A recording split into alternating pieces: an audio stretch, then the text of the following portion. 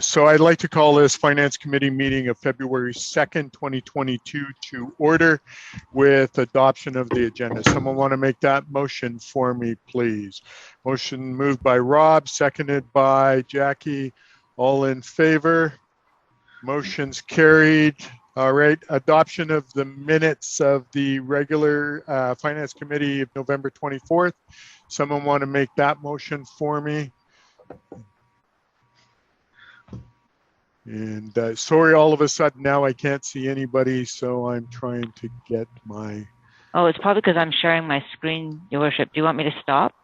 No, well, I think it's important for everybody to be able to see stuff. So let me just see if I can do the stuff that I normally do. Here, I'll probably get a staff member to come in and move my screens around. So sorry, I asked for that motion, but I didn't see hands. Somebody put up their hands. Moved by Jackie, seconded by Rob. All in favor? Motion's carried. Thank you. Moving on to new business, fees and charges bylaw. So we do have development services staff here. So I'm going to leave it to you, Tanya. How do you want to start this? And then we can ask questions of Paul while he's able to be here.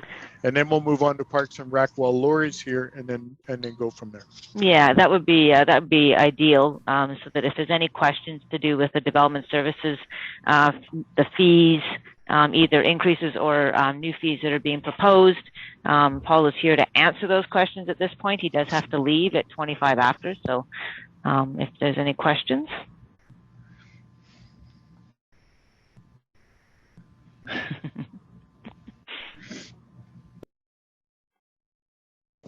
Nope, so Janet's just playing with my screen. So carry on with what you're doing. Yeah. Jackie, you have a question. Yeah. Do all business licenses require an inspection? And if so, why not combine fees 105 and 106? Through the chair, so business licenses don't always require an inspection. It's dependent on the type of business license application that they're applying for. So that's why they got to be separated. Okay. And are there fees that short-term rental, are these the fees that short-term rentals would be paying?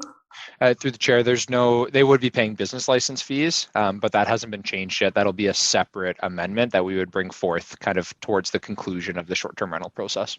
Okay, that makes sense. Thanks.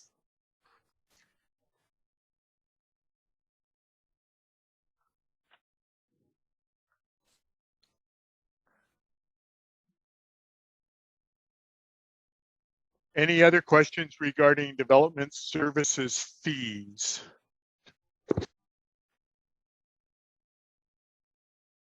I know we're talking about fees and not the budget to actuals, but since Mr. Simon's only here for a short amount of time, should we talk about if I have questions that are related to development services that are about fees, not about fees and charges, that are about the budget? Should we talk about that?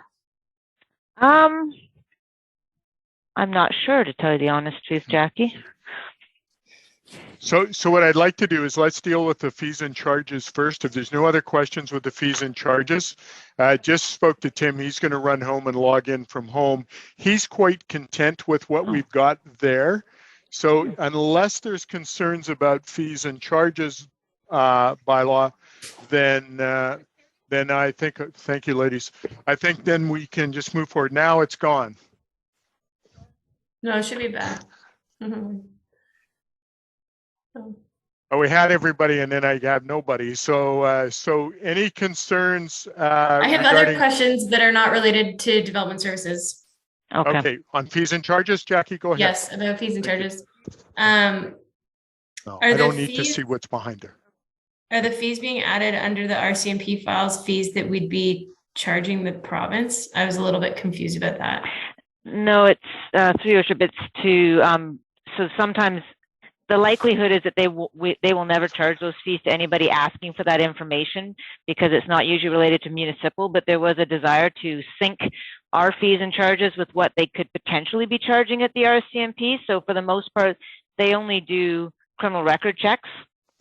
So the chance of the other fees being charged is remote, but it does allow for it if they ever need to charge the fees.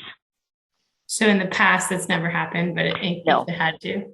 No, it Okay. came up because we were syncing the fees, and I found out they had a whole bunch of other fees, and so we talked about the potential for those maybe being charged for municipal files, and so it was decided it would make sense to put it in the fees and charges bylaws just to make sure. And then it says that the daily admission fees were increased to $17, but it doesn't say what they were increased from, or maybe it was just to add in a joint option for fitness and pool. I wasn't sure about that one. So I'm gonna look at the track changes.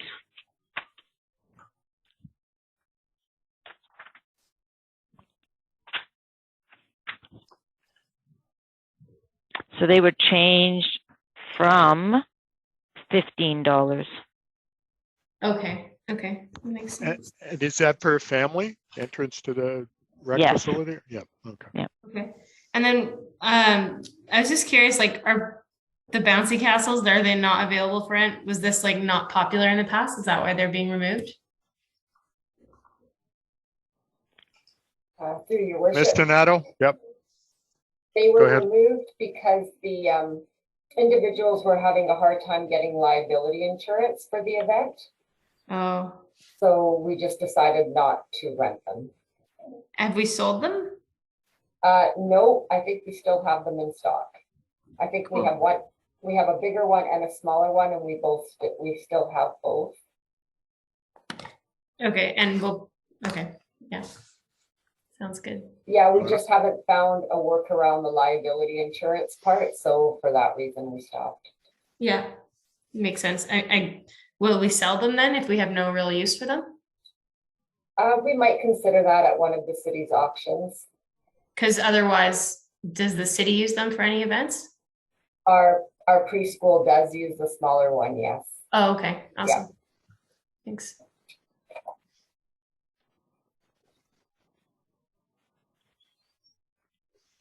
Any other questions regarding fees and charges?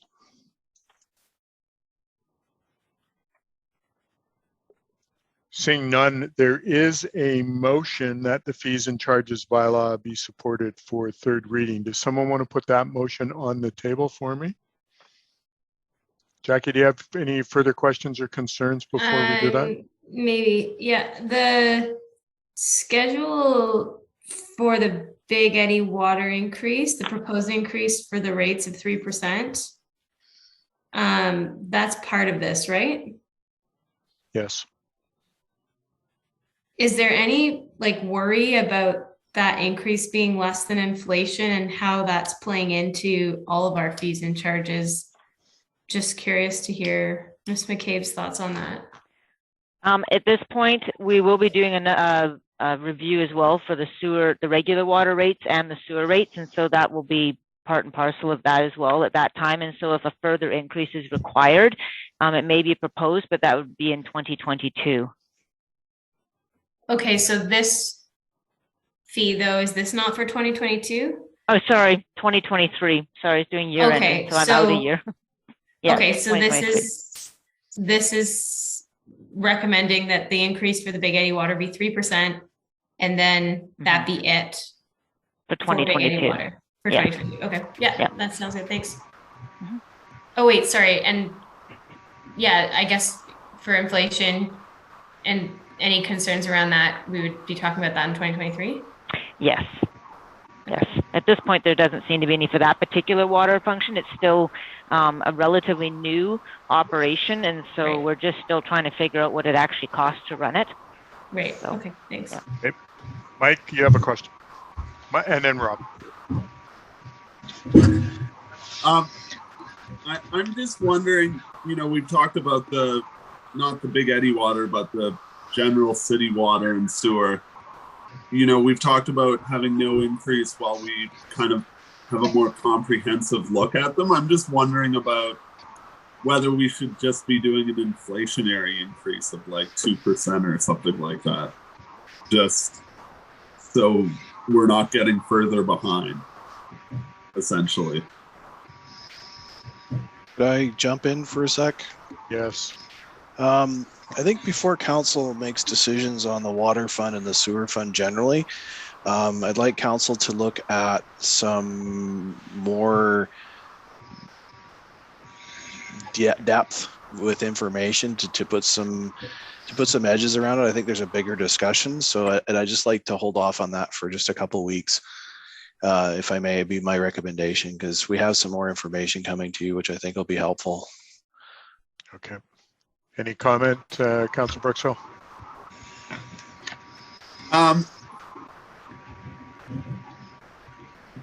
Maybe just a question. So my understanding was the fees and charges is somewhat separate from the rest of the budget. Is that true, or is it part of the budget package that we, according to our schedule, are passing? I can't remember, May 12th or something like that. Yeah, so this fees and charges bylaw, if we are supportive of what we have here, it will go to the next council meeting, and then we would vote on it, and then it would come into play. And so what we want to make sure is that we don't have a situation like we did last year where it was voted down and none of the costs got passed on. So it was 0% across the board for all of our fees and charges. And this year, there are things that are in there that I think we all support as far as fees and charges go. So even if we have to add water and sewer to it after the fact, I think I'm okay with that. But let's make sure that everything that we're talking about now would be palatable for the community, and then we can get this passed. Does that answer your question? Mr. Thackeray, go ahead. Could I think the other part, the fees and charges are not contingent on the legislation which requires the city to adopt its tax rates and its 5-year financial plan bylaws in May. It is a separate piece of work, but it does tie in together because it is part of the whole global budget. Because you have the water fund, the sewer fund, and the general fund. Okay, so I guess my question is, so if we pass this whenever that would be at our next meeting or the meeting after, and I'm just concerned that we're not going to change it at all for this year, but is there the opportunity to go back and amend it once we have that more in-depth conversation about water and sewer? Yes. Okay. Absolutely. Okay, I think that's what I was missing. Okay. Okay, thank you for that. All right, any other comments on fees and charges? Rob, go ahead. Yeah, thank you, Your Worship. James brought up the idea about having another discussion on the water and sewer. I just have a quick question. Is it essential that the water and sewer is included with a tax bill? It's not. I think that needs a refresh and a rethink. The timing on that is to be determined, but excuse me, I think it's the way it has been done here, but I think that deserves a refresh because they're two different purposes. Right. Yeah, and instead of getting beat up on a 10% increase for water supply and the 5% for sewer, and if you add in waste fees and it gets clouded with the tax increases. And, I would agree with that. Badly by jacking up the tax rate, but it's always including all these other elements. So if there's a way to separate them, maybe that's a strategy we can take to soften the blow. I'd like to make some. Sorry. Yeah, go ahead. Sorry, I'd like to make some recommendations around some different models for collecting utility fees. It'll take a bit of work to do it, but I think it would be more effective to have some different models for utilities. And would waste fit in? Would waste removal fit in that? Yeah, I would include water, sewer, garbage, any other utilities that services. Those types of things. They keep them separate. I think that's something. Yeah, I look forward to that discussion, okay. James. So I'm going to go back to fees and charges. I'm just trying to keep us on track here. Fees and charge. I appreciate all of your questions on that. Any other questions regarding fees and charges? Okay, seeing none, is there any one of you that's comfortable putting that motion on that's in your package just to be supported for third reading?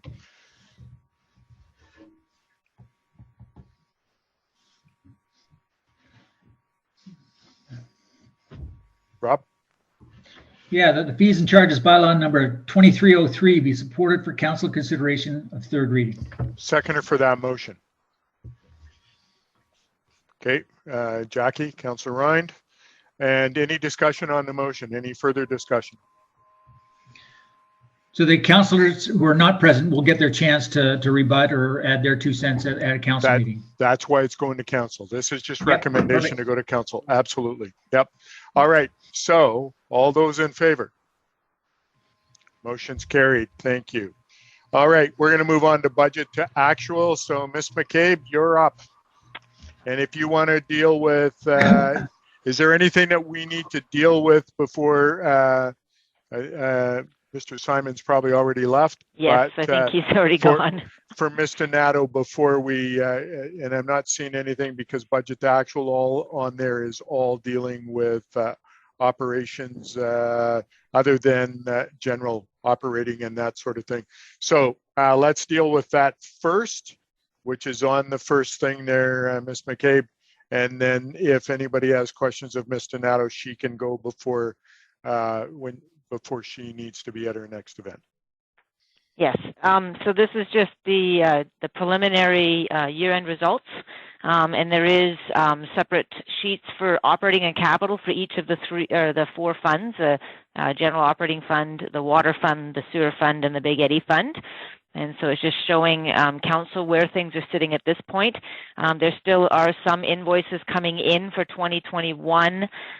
We've accounted for some of them in these numbers, but of course they're still coming in, and Kat is still posting them. So there will be changes in these numbers as time goes on, but for the most part they're relatively they're good numbers to show you guys so you can have a look at where we stand at the end of this year. So you'll see that the general operating fund is sitting right now with a surplus of about $143,000. And so there is some additional transfers according to the policies. If certain functions have excessive, like either under budget or have revenues over budget, then we transfer those into the Financial Stabilization Reserve Fund. So that has been allowed for development services. And then as well, because they have pulled in quite a bit more in permit revenue than what was budgeted. If you look at the number, the licenses and permits, the budget was about $400,000 and they've brought in 1.1 million.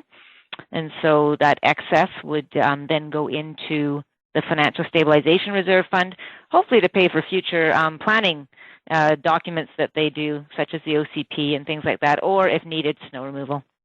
Okay. Jackie, you have a question just before we move on? Go ahead. Was that just due to like increased fees and charging more for stuff, or was that due entirely to volume? Pretty much volume. And so when we start talking about the budget in a couple weeks, I'll be talking to you a little bit about the impact of that on the non-market change. And so yes, there's definitely, it was purely volume. And there was some larger developments, I believe, that started the process in 2021. And so, yeah, so the fees for that, I don't know if that's typical growth based on our 5-year average. It certainly isn't typical, but it was definitely, yeah, they were definitely very, very busy last year. Mm-hmm. What are the administrative charges? That's mostly on the operating side. It's fees that the operating fund charges to the water fund and the sewer fund and some of the cost sharing functions for the work of, say, administration, finance, engineering, that kind of thing. Oh, okay. And that's almost all of it. It's almost all internal. So the general fund gets the revenue for it, and then the water and sewer funds, they have the expense side of it. Okay. And then the transit. Mm-hmm. So it seemed like I'm a bit confused. Are these fees that we're collecting from people who use transit? It comes from either people that are riding the bus, It could be for the out-of-town health connections bus. There's also a fee that we charge to Interior Health where they actually pay for the operation of the health connections bus. So not only do the people getting on the bus pay I think it's $5, but there's also a fee that we get from Interior Health to cover the cost of that. And that's actually quite a bit of that $132,000. And why was it so much lower this year than we anticipated? I haven't actually touched base with, I think it's ridership is down for that. And then I'm not sure, I'd have to look into that, Jackie, and get back to you. Yeah, that's okay. I'll make a note. And then the fire department, what are the fees that we're collecting for that? That would be fire inspection fees, people that need to refill their SCBA bottles. Oh, okay. So that makes sense then why it's double, because we had so much extra building and stuff, right? Maybe, yeah. Yeah, okay. Yeah. Then the return on investments, is that just interest from outstanding investments? Yes, it is. And so that number may change at year end once we get the final allocation of interest income earned on the, so we have a lot of investments, but the interest for that is mostly for the reserves, but some of it would go into the general fund. So that adjustment hasn't been made yet. So it may come up. It seems like that would be pretty weird for it to be off by that much, right? Well, interest rates were considerably lower. Like basically we're earning next to nothing on most of the investments. There are some investments that I've had in for a while now that are getting a higher rate of interest, but I am watching as I reinvest money that we are getting less interest. The rates are going down. So I was expecting it, yeah.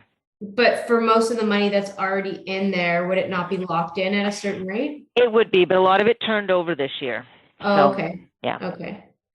And then what are the conditional transfers? That would be grant money.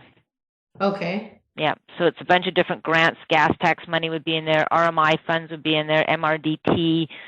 Those are the significant ones that are in there. Would be the RMI and the MRDT and the gas tax. And then there's some other smaller grants that other departments may get that are for operations, not capital. Gotcha. Yeah.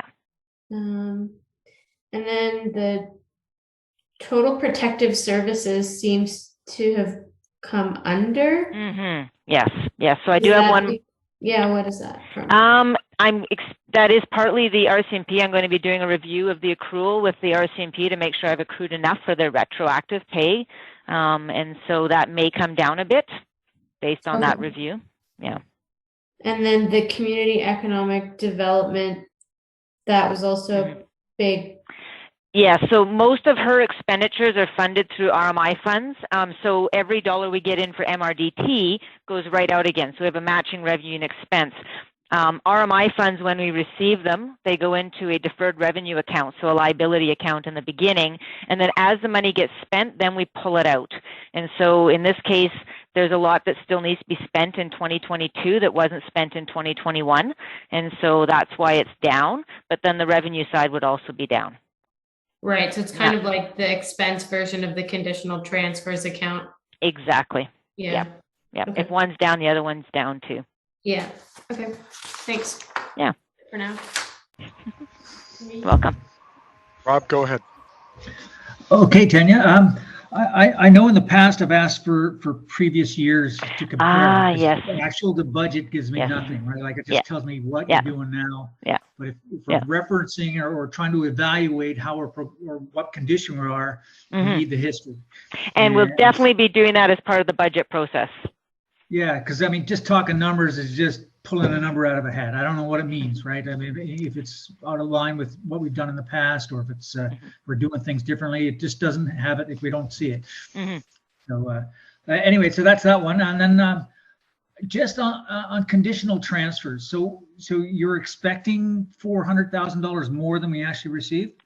It could be that there was expecting to spend $400,000 more of RMI funds that we didn't spend, and so then the revenue isn't recorded. Yeah. Okay. So how do we? So then it would come in the following year. Rob, your computer froze.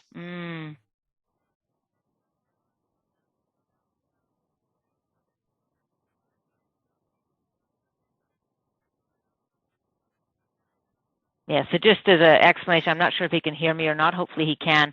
At this point, the monies coming in that we budgeted for from RMI, we're under by about 550, but that's not that we didn't receive the money, it's that it wasn't spent. And so when it gets spent, then I pull the revenue in to match it. Yeah. So where would the extra 500 or 400,000, where would it be? I believe we were budgeting to spend some of it on a few different projects of city projects that weren't done in 2021. And so I'm expecting that those will get done in 2022. Yes. Unfortunately, I have Ingrid here. I think she might be better to answer those questions, and I can certainly get her to follow up. I believe she's bringing a report to council soon about the spending of both of these funding, the MRDT and the RMI funds, with the what she calls a resort development strategy. So she can probably help you with some questions, answering some questions there too. Yeah. Okay. So the cash is held at some account somewhere? Okay. All right. Okay. And then the surplus, we're down to the deficit. Okay. Yep. 400,000 operating net transfers to reserves. Those transfers to reserve, like we got $1.4 million that went to reserves on top of over budget. I mean, we had a budget of 3.3. Yes. But 4.7 is what actually was transferred. Yeah, and so some of that is gas tax, about $450,000. So when we get the gas tax money, we record it all as a revenue, and then we transfer it all to the reserve, and then we spend it out of the reserve. So we have to record it all as revenue when we receive it, but we put it in a reserve fund where it's held until we actually have projects to spend it on. And so that's why, so there's an extra $450,000 there for that. And then there's an extra $950,000 that has to do with budget, under and over budgets, like so under expenditures or over revenues, that then according to the policy, we transfer over to the Financial Stabilization Reserve Fund. So in this case, most of that is from development services. Yeah, I get that. The progression in the transfers to reserve has been growing in my term. The last 3 years, it's just gone from 2 million, 3 million. Now we're at 4.5, or almost 5. So that, to me, that's sure our services and our taxes, but that's our revenue stream. So that's surpassing our expenses. So in this case, what we budgeted for was 3.3. But the fact that we get to put more in is good, because it means now we'll have that money set aside for future to help with spending on one-time expenditures, snow removal costs if they go over budget, without having to increase taxes in the future for it. And so that's why it goes into the stabilization. It's unexpected revenues, or either additional revenues or savings, sometimes from the RCMP when they're understaffed. And then we transfer that into stabilization reserve to try to help stabilize things in the future. So we didn't budget that. That increase wasn't included in the tax increase for 2021. This is actually mostly permit revenue that was collected that wasn't budgeted for. And so now we get to put it aside to pay for some of those planning things that they do and that kind of stuff. And again, snow removal costs if they go over budget. So that's what that is. So it wasn't actually taxed for, but it is additional permit revenue that was collected, most of it. Yeah. Well, it's a great thing to be able to do that. I mean, if you were a business, you'd be thriving, right? But we're not in a business. We're supposed to be a nonprofit. You know, ultimately the taxpayer or someone, our citizens, pay for it. And if we're contributing more than we budget, like I know we're trying to build a reserve, but we build that into our, when we negotiate our budget arrangement, we say we're putting some money into reserves. But every year we're just growing this unexpected reserve, which we don't really account to the public with. Well, we do, because the council will have to, it's an approval process. So council will approve the additional transfers into the reserve. And in the past, we've approved pulling out from the reserve for snow removal. So a couple of years ago, we had to pull $750,000 out of this stabilization reserve to cover unexpected snow removal costs, rather than doing a tax increase in the following year. So it does have a benefit to smoothing out the just in operating my 3 years here, that reserve that unexpected reserve has not been below $2 million. The transfer to it? Yeah. Oh, I don't know. I can go back and I can confirm what we've transferred to it in the past. I don't think it's been that much every year, but in fact, last year I took money out of it, not into it. Could I jump in here for a sec? Yep. So Rob, what I think we Yes. might be able to address is I'd like to look at some policy refresh with Tanya and council, and look at some alternatives of how to be more strategic when permit revenue is in excess of what is budgeted. So as I note here, there's a significant increase in permit revenue above what was expected due to a boon in development services. So there are some options I'd like to discuss with council what to do with that kind of windfall, so to speak, because it's not property tax based money. And it's, I think I would like to be a little more strategic with that money, and I have some thinking around that. Sure. So if that answer partially, I hope that partially answers part of your question. Yes, I agree. I mean, we have a fleshed out discussion on what we're going to contribute to the reserves each year. Mm-hmm. This extra like 4.7 and 3.3, whatever budget we had 3.3, but last year I think it was over 3 as well. It's just an extra little perk that we get from our revenues surpassing our expenses. So we've been doing that in my 3 years. Every year there's a 2. It's like I said, it started at 2, 2.5, now on to 3, and now 4. I actually have the real amounts going into that stabilization reserve. So in 17, in most years we budget to put in about $15,000 or $16,000 a year. In 17 we didn't actually put anything into it. In 18 we put about 47,000. 19 we put in what we'd actually budgeted for, but last year in 2020 we put in quite a bit more, by $2 million, because we had to put the restart funds in there. So the provincial government requires us to put that money aside and then use it and pull it out as we use it. So that is why there was such a significant increase in 2020 in the transfer. So that went in, but then I did pull some money out as well. So it offset it. And this year, yes. I believe I asked this question last year, and it was 2 something or 3 something. 2 million. That we had as the transfer to reserve. So maybe again, if we had it on paper. Yeah, all reserves is 3.78 million before. Yeah. Like that's what we budgeted, was 3.7 million. This year we only budgeted 3.3. And then, but the actual transfer last year was 6.5, and most of it was because of that additional $2 million. Yeah. So that's why I think the history is important. It is. It definitely is. And the gas tax tends to throw it out, because we budget for a certain amount of gas tax and we budget to put it into reserves, which is what we're required to do. But then if the federal or the provincial government decides to give us more, which they have in the last couple of years, they've given us double what they've told us. And so then unfortunately it throws these numbers out, because I don't actually know how much they're going to give us until they give it to us. And so I budget for what they tell me the base amount is, and then if they give us more, then we transfer it into the reserve. So the grants are up, but so is the transfer to reserve. So they do offset each other, and it's putting the money aside where we're required to, so that we can use it for future projects that meet the criteria for the program. Yeah, I just get it. I just have a hard time seeing that number grow every year on top of the reserve additions that we make as well. So I'd say for some of them we don't have a choice, because we're required to put it aside. So it's I get the ones we do have to put aside, I agree with 100%. But this one is the wild card. We never know. We just get this extra bonus at the end. They say, let's take it to reserve, and I said, well, we haven't had to reflect that to our public. We said we just keep growing it. Let's do it. So the other option at this time with the additional income from the permit revenue is to allow it to fall to the bottom into the accumulated surplus. So it would end up in the surplus, and then it would end up in accumulated surplus, which is acceptable. We could do that as well.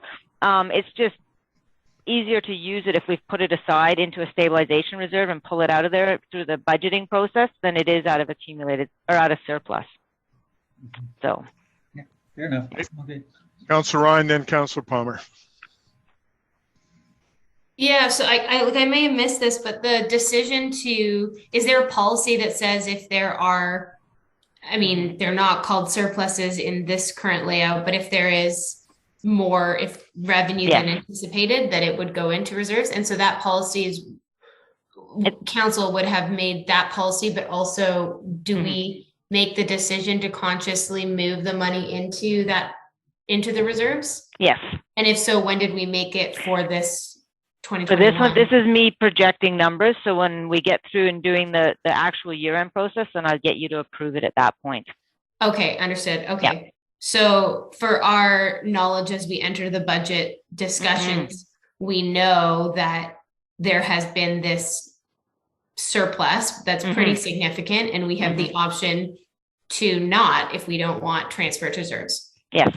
Okay, thanks. Councillor Palmer.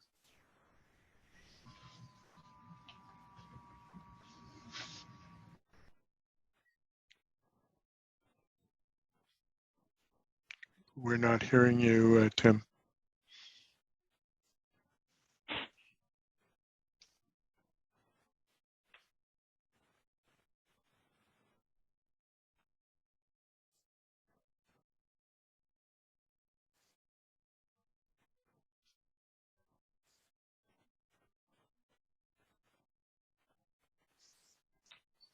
We cannot hear you, Tim.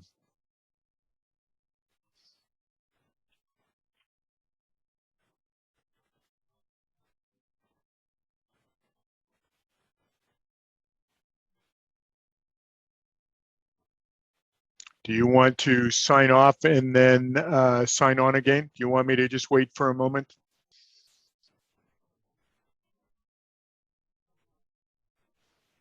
Yep. He's sending me a message, or all of us a message on the chat. So let's just see if Councillor Palmer can sign back on, and then he said we can carry on. But if he has a question, then I want him to be able to ask his question. Can you hear me now? We can. That's great, Tim. Yeah, go ahead. Thank you. Yeah, so through the mayor to Tanya and further to Councillor Elliott's comments, I'll put my video on here as well. Sure. Or try to. There we go. We're good. Yep. On the reserves, and maybe this information is elsewhere and I just can't remember, but it would be really nice to have a sense of where our reserves have been over the last, say, 5 years, and then the sense of the amount that's going the amount that's going in, and also the amount that's going out, because they're both sort of different animals aside, and then seeing how that goes. So that would be really, really helpful information to understand how reserves are either growing or shrinking, and also the contributions over time. And then I think if there's unusual things like the COVID money, that, you know, footnote that so that we understand that that's different from other times. That would be really helpful. Okay. Great. Thanks for that input. Yeah, I definitely can bring that as part of the budget process. Okay, any other questions or comments where we're at this point, or can Ms. McCabe just move on to the next amount? Okay, go ahead. Go ahead, Ms. McCabe. I'm going to just move over to the general capital. I don't know if there's going to be any questions about this or not, but I thought I would include it for you so you could see the projects that were budgeted for this year. And I've made a little note beside some of them because they're being carried forward to they will be part of the carried forward to the future, to the 2022 budget. So I don't know if there's any specific questions, but yeah. Councillor Rund, go ahead. Yeah, I noticed there's a lot of projects that didn't get done this year, and I was just wondering if you could comment on that, or perhaps other department managers. Yeah, I think that some of them were definitely, a lot of them were the grant funded projects that had come up where the grant funding was obtained, and then it's a matter of figuring out how to fit it into the work plans. My understanding is that the projects will be carried forward and will be completed in 2022, barring any unforeseens. So yes, there is a few, and there often are some that get carried forward, but yeah. Okay. Yeah. What is Councillor Ryan? If I might interject there too, many of these projects are from Public Works, and you can see that we left a lot of money in the table. That is purely a staffing issue in my department that I think you're all aware of from last year.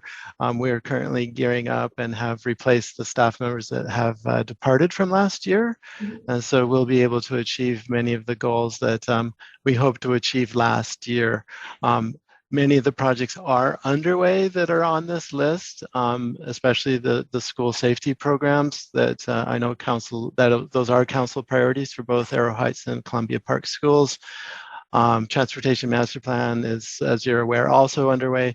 I don't want to extend the discussion other than to say that it is fully my responsibility that we didn't get to all these things.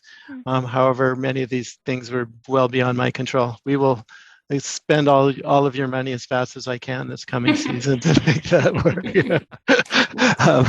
At any rate, if you have any questions regarding these projects, please feel free to reach out. And yeah, these numbers do not look so good for my department, but as far as that goes, we have been accomplished quite a bit under last year's scenario, and so I'm really proud of the work that we have done. Unfortunately, we didn't get everything that we would like to have gotten done.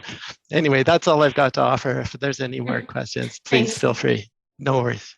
Thanks, You'll have lots of work to do in 2022. All right. Okay, let's move on. So the other ones are the water operating. This one is coming in under budget. I don't know, Steve, if you've got any comments on the operating side. The actual operating expenses are under by about $95,000. Debt servicing costs, that's because we were budgeting for borrowing for the sewer or the wastewater treatment plant upgrade, but that didn't happen in 2021, so that'll be carried forward. Otherwise, yeah, so at this point that will go into the capital reserve, which is again the policy that we can review and change if council wishes. So that's that one. Is this in addition to the 1.4? 1.4, sorry. The addition, is this in addition to the other amount that is being budgeted in that first page summary that we got, the general operating fund? Is that 500,000 part of the 1.4 transfers to reserves? Oh, there's a transfer to reserves that we budgeted the extra 1.4. Yeah, no, these are separate because we track each fund individually because it's not the same people paying into it and then using the services. So the water fund is only funded by water fees. Yeah. Okay. Yeah. So this is separate from it. When at the end of the year, when we bring forward, or the end of in May, when we bring forward the financial statements and the auditors come, they put everything together, but I always show it to you separately because they are separate funds from the perspective of managing them. Okay, thanks. So I don't know, is there any questions about any of the other amounts, whether it's water, sewer, or Big Eddy? Rob? Sorry, Tanya. The revenue on the water one, was 2.5, and our expenses are 1.2. Yep. And then and then there's a transfer to reserve. In this case, it's shown separately below. It's not shown as an expense like it is on the general side. So then we budget to put all of the excess between the fees and the expenses, and it goes into the reserve fund to fund the future capital that Steve needs to spend. So when we have a discussion about the rates, we're talking revenues. Yes. Right. So the expenses you see there, do you predict them to be the same for next year?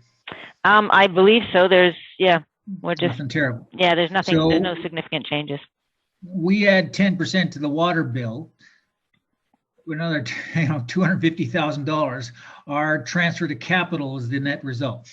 Yes. 200, right? Yes. So is that reasonable? Like $2.5 million, $1.5 million a year transferring back into the water reservoir? Yes. Again, this will be part of the budget and the review that we do with Steve, but there's actually more than that needs to be spent on an annual basis. And so right now it's, the actual capital program that would be spending this money would be pretty close to that amount. Yeah. So that's the discussion we need to look at, our capital assets, what they require, what do we need to make sense of it. Definitely. So, and that is definitely coming up. There's been, Steve's been working hard on transportation master plans and sewer. They've done some stuff with the sewers and they've done some stuff with the water. So, and we've also done building condition assessment reports, and all of that now provides us, staff and council, with the information needed to make long-term projections of what kind of spending needs to be done to maintain the current assets. And so, So, and this is more to do with the infrastructure, the well, the whatever it is, the screening plant, the treatment plant of the water. It's not because every developer in town, or every builder in town has to buy their own water connection and the main pipe is provided if it's a new area. Yes. They do all that infrastructure work on their own, mostly greenfield stuff.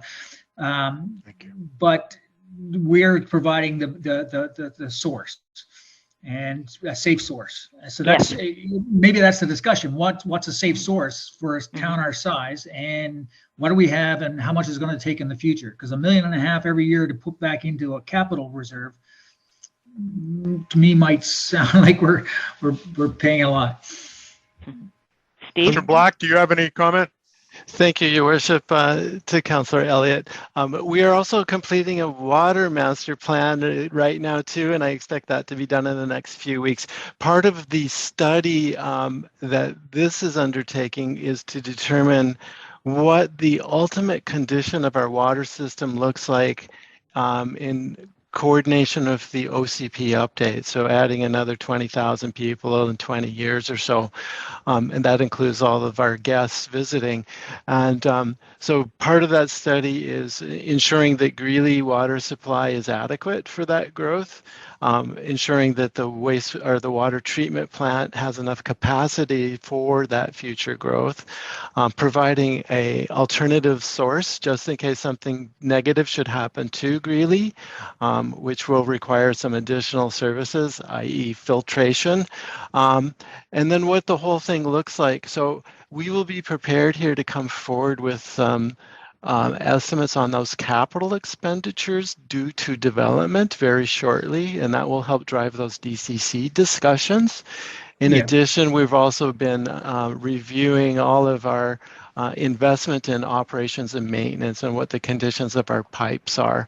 And so those will all be part of the discussions that Mr. Thackeray alluded to earlier in the discussion. And so all of these things are coming forward for your review and discussion. Perfect. Yeah, thanks, Stephen. Yeah, I think that's sort of the starting point is what we evaluate what we have, how bad a shape we're in, and what do we need, how are we going to build a finance plan to address it. Yeah, absolutely. And I'm very hopeful that in the next few weeks we'll be able to have those frank discussions. Perfect. Thank you. All right. Good. So, all right, Tanya. I was going to say, looking at sewer operating, they again have they have a bit of a surplus as well in there. The transfer to the sewer capital reserve will be higher than what was budgeted by about $200,000. So that's good. Yeah, that one, the debt servicing costs are the same because we haven't budgeted for that. And then, Okay. Any comments on wastewater? Any questions?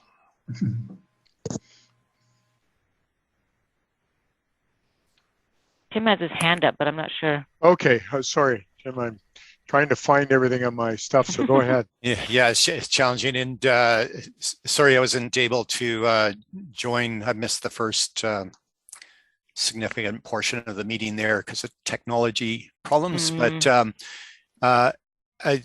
the sense, so I missed your introduction, but the sense that I'm having is that this is like a very, very, very high level overview of the current state kind of thing.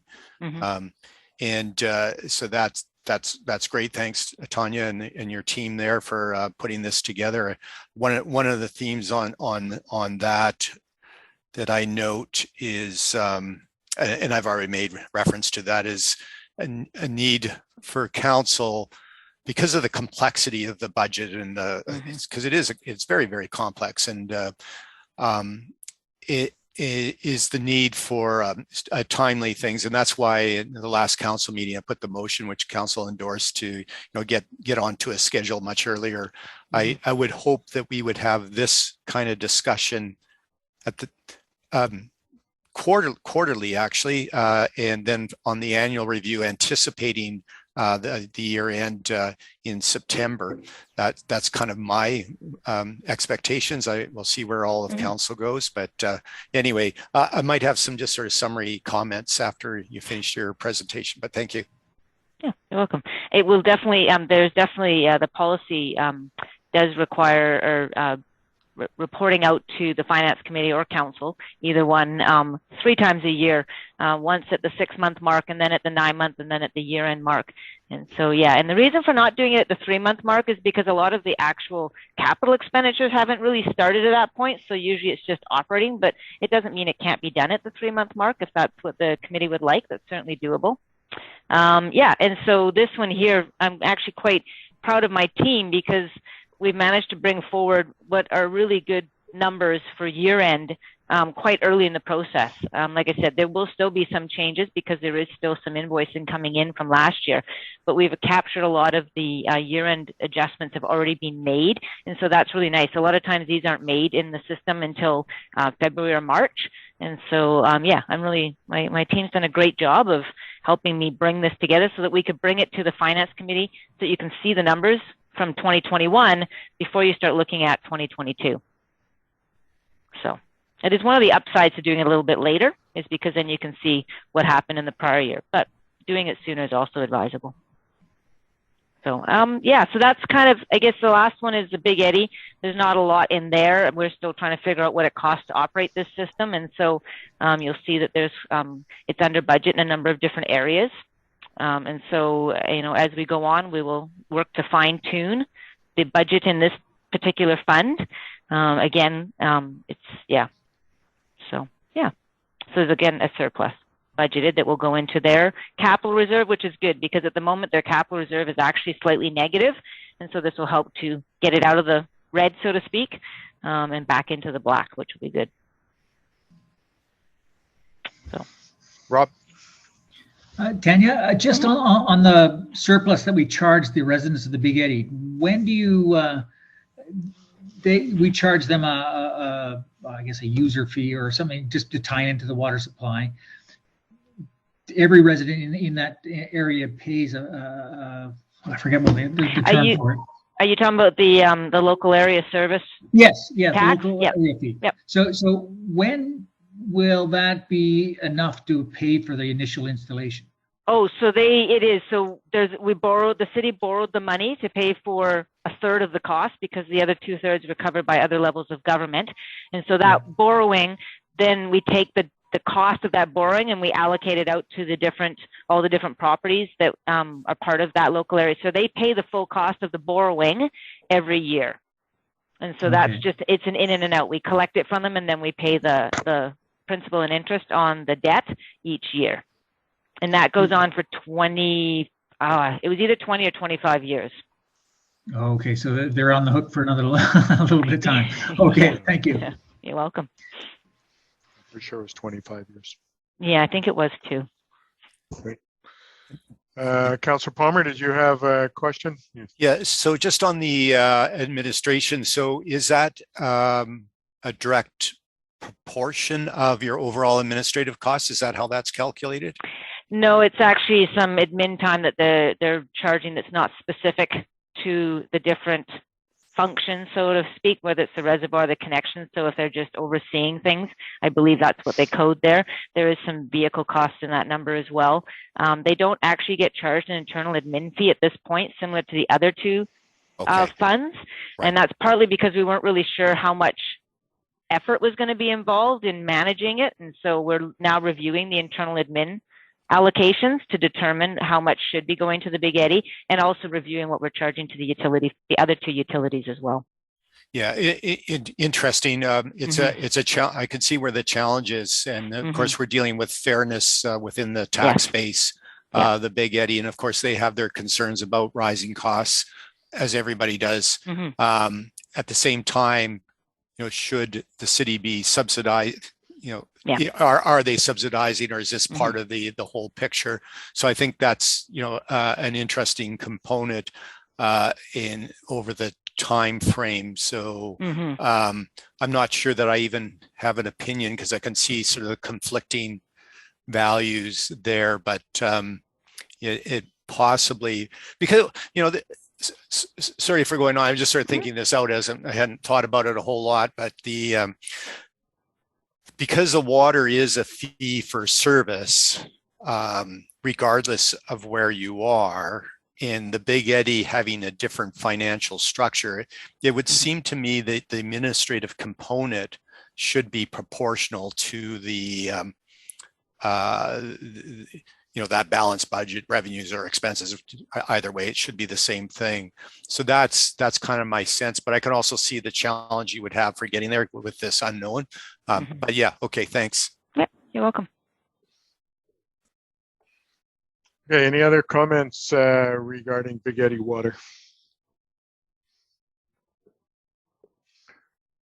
So any final comments regarding all of these operating and capital plans that have been put before us in budget to actual? So I'll go to council if there's any comments, and then I'll give Ms. McCabe the last word. So, Mr. Palmer. Thank you, Mayor Souls. So just capturing some major themes. I'll probably keep on harping on the thing about more proactive engagement as to we're going ahead for 2023 budget. I'm more concerned about 2023 than I am at 2022. I'm deeply concerned about 2022, but we're moving ahead. So some of the themes that I have is one, the need for more from council to have more discussion. Our fiduciary responsibility. I see the budget as kind of like one of the major, possibly the most important thing that we're doing. Yes, there's all the policy stuff and vision for the future, but this is the day-to-day fiscal responsibility, so that the voters, the electorate has entrusted us to watch. And I think that we need to have a much deeper understanding and ongoing information. The capital discussions, again, that was a very, very high level. And from my view, again, much earlier, having those financial the discussions on the capital. I'm almost certain that I wasn't quite on council yet, so it would have been March or April last year. I'm almost positive I asked the question on the capital, okay, do you really expect to get this done? And as long as I'm here, you can anticipate that question from me. So when you're presenting the capital projects for 2022, which is in my mind almost over, are you really going to get these done? Because if you're not getting them done, then should they be in the budget? So just something to think about. The sort of themes of where we've been, the plans and the studies. So the city's been doing an amazing work on master plans, which was really setting up the foundation for next council in reality. And it's great work, but I anticipate that there's going to be this transition as to where the money's going as we get these plans done, because it's been very ambitious. I'll acknowledge it's been very ambitious, 2022, 2021, and 2020 even, of many master plans that are happening, the OCP, the zoning, the building bylaw, the master transportation plans, parks and the recreation master plan. And so these things they're really, really good. And that's kind of been the emphasis. And I'm certainly accepting of the amount of effort that went in and can detract from getting the real stuff, the more bricks and mortar So I anticipate that transition. Further to Councillor Elliott's comments that he did make last year, and I'm sure we're going to hear it on a regular basis, is these comparators. We need the comparators. So what we've seen today, I agree wholeheartedly with Councillor Elliott, at the very minimum 3 years, ideally probably 5 years. Okay, where are we going? So we got a sense of trend, because quite frankly, you know, there's so many numbers. If we just look at this year and then, you know, and next year, we really don't have a sense. We don't even have an intuitive sense, let alone a factual one, an intuitive sense of where the trends are going. And absolutely having 3-year trends or 5-year trends is going to create exposure, because they're going to say, well, why is that so high? Why is that so low? Why, you know, but that's part of our responsibility. And also keep staff on edge saying, well, why are we so high? Why are we so low? And so we better be prepared to answer those questions. So thank you, Councillor Elliott. That's super, super important.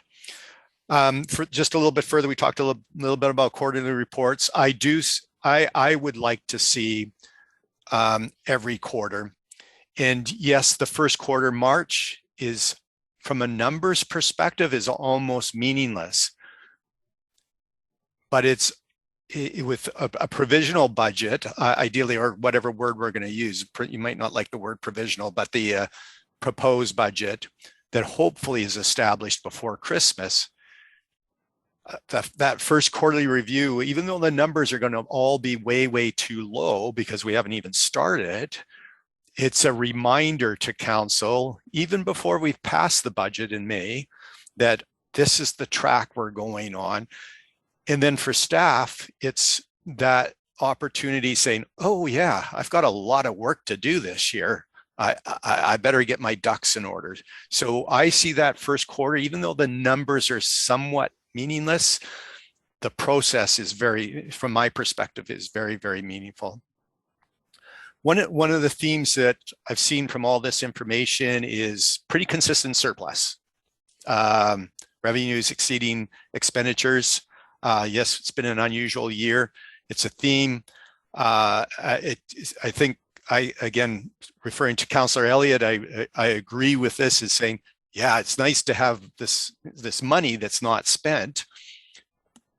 It's also saying, we made a promise and we haven't spent this money. And so there becomes the question, okay, are we not fulfilling our promise, or did we pad the books a little bit too much through the taxation? Did we really need that much money in the first place? And so I think those are the kind of questions that we need to wrestle with as we look through to the budget for 2022 and the 5-year financial plan. I know we have that 15 thing, but really the 5-year financial plan, as to what's our real need. Because I anticipate, nobody knows, but I anticipate this inflation question is going to be a really important component. And we've had, quite frankly, decades now of really, really low inflation. And so there's if we go into an inflationary period, which now we're on course for that over 2 years, then we got some harder questions. It was really, I think in the past, it's been much easier to, what's another 0.5%? It's not that big of a deal. But now, as we start seeing, the 4%, the 4.5%, what is that inflation going to look at in the future? And the mayor, I'm sure you remember the days back in the 1980s, the 1970s. It's going to surprise and start hurting if we go anywhere close to that. So if we start hitting 6% inflation, and there's people out there that are talking about that or much worse, then we're going to have some real wrestling that we're going to need to do, and that's going to be painful. And then the final is, I think we already referred to that. My final point is that on that the transfer to reserves, having a real better understanding.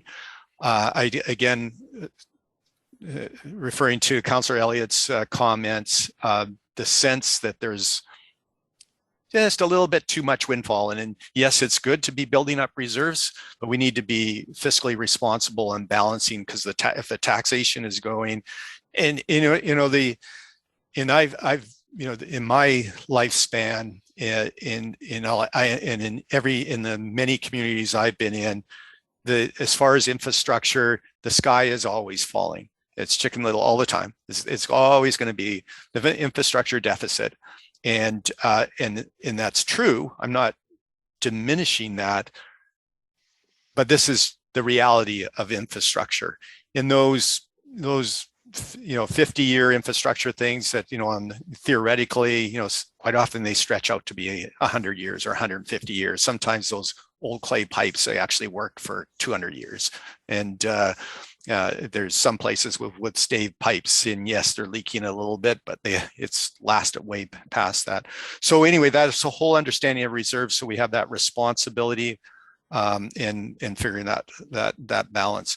Again, thank you very much to Tanya and to the staff. I look forward to sort of more robust, getting more into the detail of budget discussions going forward. Thank you, Mayor Sills. Great, thank you, Councillor Palmer, and for all of you. I think what we're hearing in the community now with the assessments up and inflation starting to go, and we have some money in reserves, and if we're able to limit how much we increase taxes, that's going to be the prudent thing to do this year for our community. We want to be able to get the work done. And so I'm not going to restate everything that our councillors have said. They have appropriate comments, and I think we all need to note that. So is there anything that you would like to say, Ms. McCabe, before I ask to go in camera? Thank you, Your Worship. Not particularly, I really appreciate the feedback and the indications of what kind of information will be helpful to both the committee and council. So I've taken some notes, and I will build that into the process so that you guys have the information you need to make the decisions that need to be made. Perfect. Appreciate that. All right, so I'm going to ask for a motion to go in camera pursuant to 90.1 or 90.1E of the Community Charter.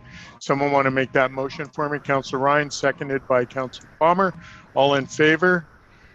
Motion's carried.